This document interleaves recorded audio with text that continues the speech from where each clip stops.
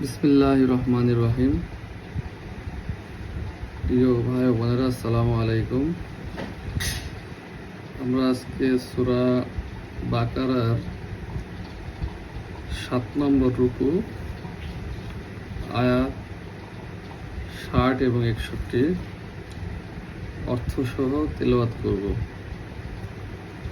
আউযু বিল্লাহি মিনাশ শাইতানির রাজিম। বিসমিল্লাহির রহমানির রহিম। وَإِذِ اسْتَسْقَى مُوسَى لِقَوْمِهِ فَقُلْنَا اضْرِب بِّعَصَاكَ الْحَجَرَ فَانفَجَرَتْ مِنْهُ اثْنَتَا عَشْرَةَ عَيْنًا قَدْ عَلِمَ كُلُّ أُنَاسٍ مَّشْرَبَهُمْ كُلُوا وَاشْرَبُوا مِن رِّزْقِ اللَّهِ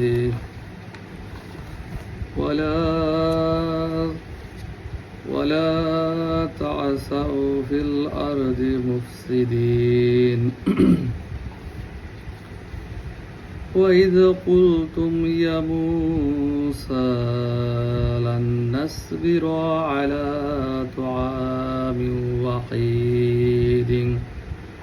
وَحِيدٍ فَادْعُ لَنَا رَبَّكَ يُخْرِجْ لَنَا مِمَّا تُنبِتُ الْأَرْضُ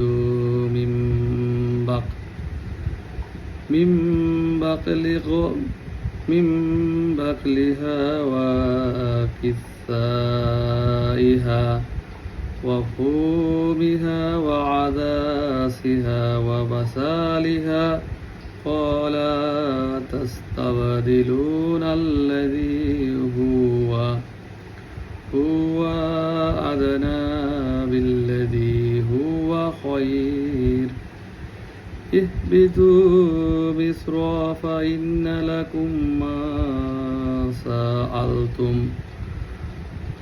وضربت عليهم الذلة والمسكنة وباءوا بغضب من الله ذلك بأنهم كانوا يكفرون بآيات الله ويقتلون النبيين بغير الحق ذلك بما عصوا وكانوا يعتدون صدق الله العلي العظيم।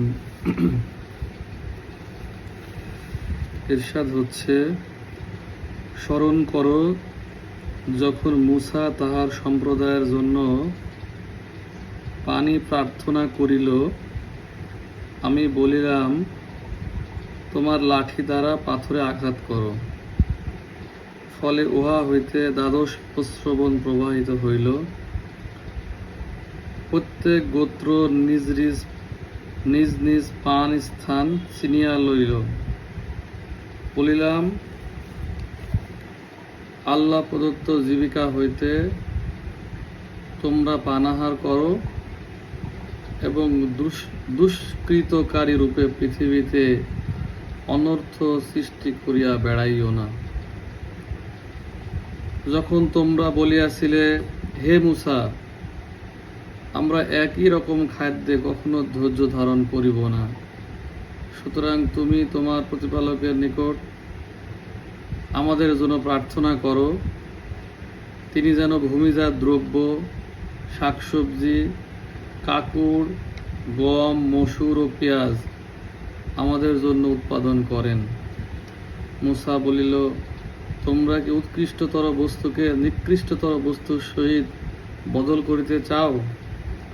তবে কোন নগরে অবতরণ করো, তোমরা যাহা চাও তাহা সেখানে আছে। তাহারা লাঞ্ছনা ও দরিদ্রগ্রস্ত হইল। এবং তাহারা আল্লাহর ক্রোধের পাত্র হইল। ইহা এই জন্য যে তাহারা আল্লাহর আয়াতকে অস্বীকার করিত এবং নবীগণকে অন্যায়ভাবে হত্যা করিত। অবাধ্যতা ও সীমা লঙ্ঘন করিবার জন্যই তাহাদের এই পরিণতি হইয়াছিল। প্রিয় ভাই বোনেরা, আমরা আসলে আজকে সূরা বাকারার 60 এবং 61 নম্বর আয়াতের তেলাওয়াত এবং বাংলা অর্থ জানার চেষ্টা করলাম। মহান রাব্বুল আলামিন আমাদেরকে এই আয়াতগুলোর পরমার্থ বোঝার, অনুধাবন করার এবং এই অনুযায়ী আমল করার তৌফিক দান করুন।